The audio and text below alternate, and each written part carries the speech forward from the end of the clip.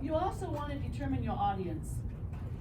One thing that I thought was pretty neat was when I was at this writers conference, one author said that in writing middle grade fiction, one of your 12-year-old readers will eventually become the President of the United States. As you present your product, as you want to promote ideas that your company can specifically promote, think who your audience is or going to become. For middle grade kids, for those of us that write middle grade fiction, I may be actually presenting material to the future President of the United States. Or you might be presenting material to other people.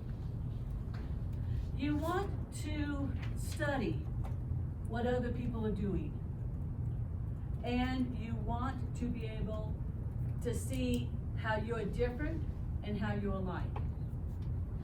As I present my brand, I'm trying to figure out how would I be different. What is unique about my presentations compared to many of the people in this group? I seem to like objects. One person made a comment that maybe I use too many, so I need to learn how to not make it so heavy. But that's something that's unique about my presentations is I like things to look at. And sometimes when you hear somebody just sit down up here and blah, blah, blah, blah, blah, blah. Anyone can imitate the teacher in Charlie Brown? Yes. You were very good at words. As we present our image, I'm trying to think what kind of image I want to present as a storyteller and as a writer. I'm thinking of dyeing my hair when I go to a presentation blue or purple, a strand of it. Just a little bit, but would that be too much? Or would that be going, oh, that's kind of interesting, but it has to stand out. Please don't dye your full hair. This is a storyteller that goes ahead and always goes into storytelling events wearing a hat, leather vest. That is his brand. As you look at developing your companies and your customers, what are you seeking? What are you selling? Brandon Sanderson has a staff. He's got the money, he can do it. And sometimes the staff will do things that he doesn't have to. One of the things that his staff will do will review comics. And as a member of the staff reviews a comic, they have to be very careful that they use the words and phrasing that Brandon would use. And probably even have him review their comments before it goes out, so that he can have more time to write. Yes, right. Sorry, that was my outside voice. But even the staff has to coincide with what Brandon wants to brand as his company. There's a dentist that had a choice of being a regular dentist, friendly, doing plenty of patients, or he could be the Mercedes-Benz of dentists. And he chose to be the Mercedes-Benz, and he will actually increase his prices, and then he provides services that will meet the mindset of the Mercedes-Benz of dentists. As you approach the public with your product, I want to give you some examples of what some companies have done. Schleck. I watched an advertisement. Men should stop being so aggressive and mean. Men, shame on you. When you want to be a guy, stop it. And that is one of the advertisements of Schleck. Chick. Now you see why I'm not getting paid $50.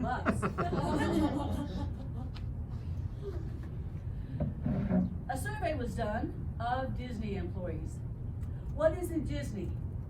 What they got back is that Disney is a fun, family, magical place. And that is what Disney has as their label. Budweiser, on the other hand, you can tell this is Budweiser, right? Sorry, excuse me. On Budweiser, they had an ad about, oh, those Americans touching other people's things. And in the ad, the guy's helping push a car to help someone out. Oh, look, they're always doing blah, blah, blah, and kind of slamming Americans while they're doing good services for other people, kind of being sarcastic. And Budweiser with the horses, a little dog and the horse relationships, aww, everybody, aww. They want to promote that kind of warm, fuzzy feeling. And I just thought that was my coat. A chef does not make food just to make food. He does it to make money. And your organizations and your businesses are there to make money. How are you going to convince the customer to go to you rather than you? Sorry. Intel Corporation had an ethics issue. Or they could have had an ethics issue. When I worked at Intel, we had a product called Land Protect, which is a virus program. When it was first coming out, we were testing out viruses against another product, and a whole bunch of CDs went out with the virus. Could Intel have ignored the problem and denied the problem or blame it? They stood up to the plate and said, we made a mistake. Integrity is what I will remember that company for. I worked there 7 years. Another company says, this patch will help your pain. It didn't. When I went to customer service, he said, oh, you're not using it right. Am I ever gonna go back there? Probably not. Because they were a pain. You have a chance to even present your public image. By the raise of hands, when a Hollywood personality has given you a political opinion, has changed your mind, raise your hand. Who can do the church sound? Okay. That's a hard one. I don't see a whole bunch of people saying they were changed by Hollywood professionals by their soapboxes. But as you present yourself on Facebook and on social media, you can split half the nation on your membership. The coffee place of, what's the most popular coffee place? Starbucks. Says, we don't want this certain people to come to our stores, we could care less. They just split half the nation saying we don't want you at our stores. My invitation for you is, as you think of your brand, think what your objectives are. What is your why?